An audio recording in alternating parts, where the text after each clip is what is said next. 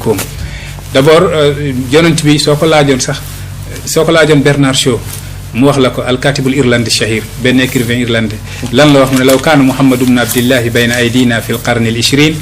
la xalla mashakil al-aalam raysama yataata finjaanan min al-qahwa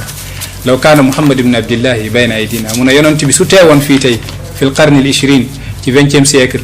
la xalla mashakil al-aalam dana faj problème mu mbindeef mi yëpp ak adduna bi tey problème ya ñuy jànkoonteel yonent bi dana ko faj ñu ne ko xanaa ko ci biir 10 ans la wala ci biir 20 ans mu ne ray sama yataata finjaanan min al qahwa ci biir benn kaasu café bi ñu ko tegal mu koy naan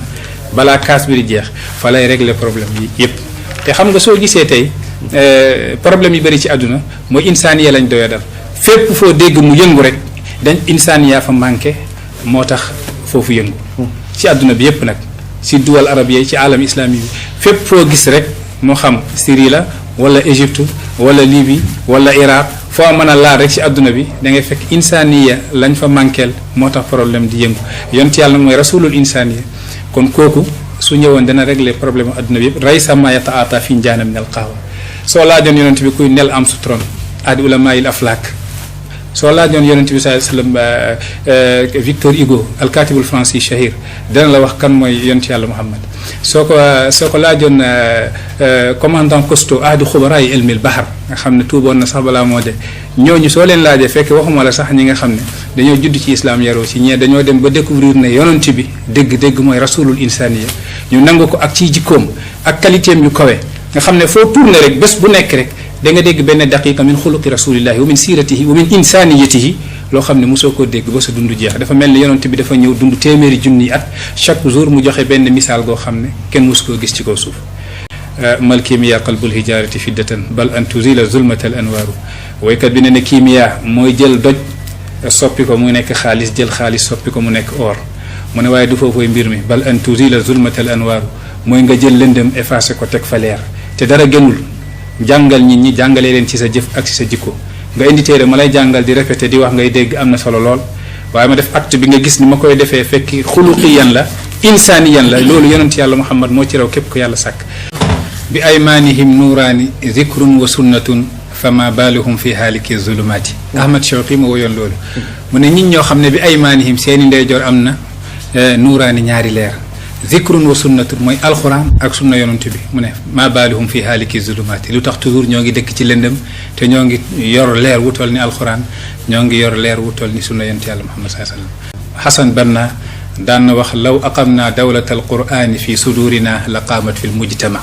suñ jëloon gouvernement alxuraan ñu saxal ko si suñu xol yi konoon dana sax si société bi waaye dawla alxuraan moo saxul ci xol yi moo tax mënul sax ci société bi toujours ñu dëkk ci ay problème kon yonent du ñëw ginnaaw yonent bi Muhammad te moo motal yonent yi te diineem def fii des téeréem bi def fii des ba abadan duñ ko mos a nasax du mos a changé ndax ata ala sifari tawrati fan hazamat walam yafidha zamanu sabqi wal qidami walam taqum minhu lil injili qaimatun ka annahu tayfu zaaral jafna fi lxulumi woykat bi def ne ata alquran ñëw na ala sifari tawrati fan hazamat walam yafidha zamanu sabqi wal qidamu jiitu gañ jiitu alxuraan njëriñul dara ndax alxuraan ñëw na effacé lañ yoroon ci kéemtaan alxuraan di fi des ba abadan lam taqtarin bi zamanin wax ya tuxbiruna anil maadi wa an aadin wa an irami noonu la yonent bi mel ci yonent yi na sax na diineem gi na sax na seen diine yépp diine gi di fi des ba bés pencum yàlla te du changé jamono bu nekk rek diine gi di dégg na nekk kéemtaan moo tax nag yonent boobu nga xam ne moom mooy xaatamul ambiyaay bi muy dem def ne sa yaati min baadi thalathuna kazaban kulluhum yadda in nubuwa fanweeri fenkat dana ñëw sama ginnaaw kenn ku nekk di wootu na yonanti la waaye ñoom ñëpp fekk ay fenkat lañ xam nañ ci ñu bëri al aswadul ansi ñoom ay tulayhatul asadi am na ñoo xam ne jamono yonanti bi la mooy ñoom Sadia ñoom musaylimatul kazzab yonanti bi avertir na ne képp ku ñëw ginnaawam di wax na yonanti bi la fenkat la moom mooy xaatamul anbiyaay moo matale yonanti yi beneen yonanti dootul ñëw ginnaaw jërëjëf foofu julli juróom bay bàyyi ñes di wax saral Mustafa leylan wa waafa bi xamsatin عرجنا بها والفضل للمتقدم إذا قمت من عند الوضوء مرتلا وتسجد من بعد الركوع المعظم لقد طويت أنك المسافة جهرة وسعب بكبر وعظم سر المصطفى ليلا يننت برانيان نغودي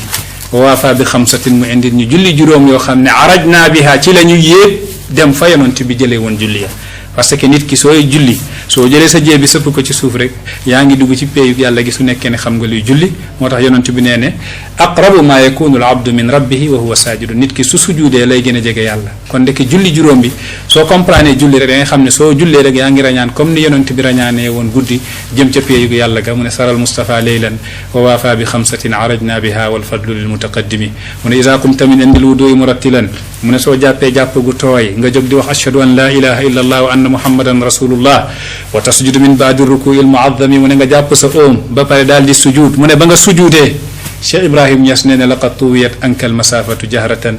wasalta ila al mahbubi kabbir wa azimi lamal nañ la àll gi jaaroon sa digganteeg sa borom yegg nga yàlla kabbir nel allahu akbar allahu azam boobaa waratoo gis leneen lu dul yàlla ndax ñaar suñ dendee bi gën a màgg bi gën a tuuti balaa ngaa gis bi gën a tuuti gis bi gën a màgg kon allahu akbar moo firi yàllaa gën a màgg kon leneen lu dul yàlla jërëjëf imam Ahmed Ba imam